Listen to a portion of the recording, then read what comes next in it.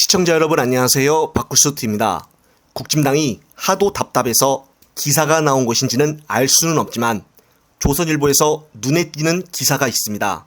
그것은 국진당을 비판하고 민주당과 이재명 대표를 칭찬하는 아주 보기 힘든 기사 내용이기 때문입니다.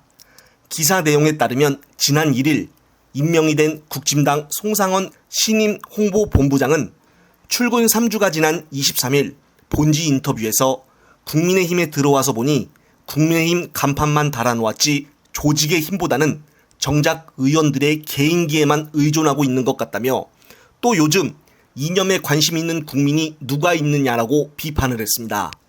제일기획 광고팀장 출신의 송 본부장은 과거 통신사 KTF의 쇼, KT의 올레 등을 연출한 20년 경력의 광고기획 전문가라고 합니다.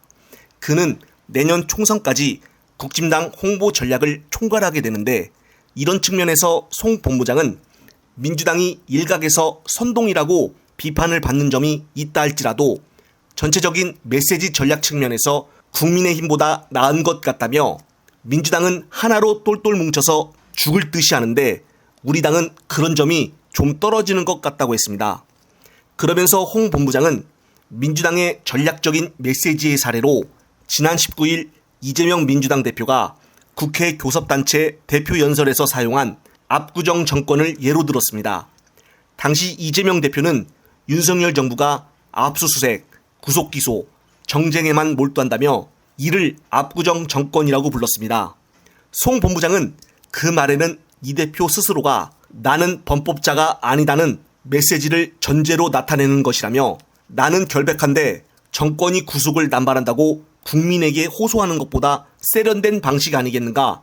민주당은 이런 히든, 즉 감춰진 메시지 활용을 잘한다고 말했습니다. 네, 그렇습니다. 확실히 이번 교섭단체에서의 이재명 대표의 연설은 이렇게 반대당의 그냥 본부장도 아닌 홍보본부장이 칭찬할 만큼 빛나는 명연설이었습니다. 특히나 이재명 대표의 연설은 문제점에 대해 비판하는 것과 더불어 이 문제점을 어떻게 해결해야 하는지 방법 또한 구체적으로 제시까지 하였다는 점에서 더 주목이 되었다고 보여집니다. 17번 연설을 본 제가 찾은 그 예시가 바로 이 내용입니다. 우선 일본이 후쿠시마 방류를 하는 가장 큰 이유는 무엇일까요? 바로 비용 때문입니다. 일본은 오염수 처리 대안으로 가장 크게 대기 방출과 탱크 장기 저장, 고체화 매립과 해양 방류 등 4가지를 대안으로 하고 있는데 그 중에서 해양 방류가 가장 비용이 적게 들기 때문입니다. 따라서 교섭단체 당시 이재명 대표의 이 같은 해결 방안이 상당히 눈에 띄었습니다. 내용은 짧지만 모든 것이 함축되어 있었습니다. 이 대표의 관련된 영상 보시겠습니다.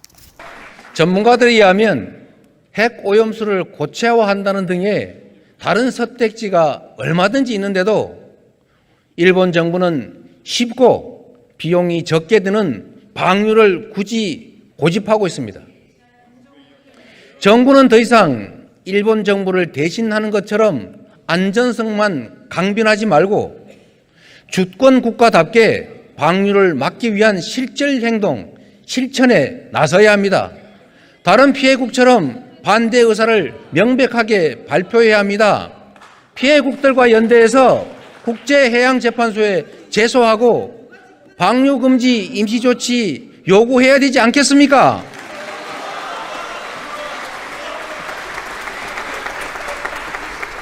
비용이 문제라면 방류를 반대하는 국제사회와 함께 보관 비용을 지원하는 것도 고려해야 합니다. 말도 안 되는 얘기 같지만 방류를 허용할 경우에 생기는 대한민국의 피해보다는 오히려 그것이 더 적은 비용일 것이다. 천문학적 방류 피해를 피하는 현실적인 방안이 될 수도 있다는 생각입니다.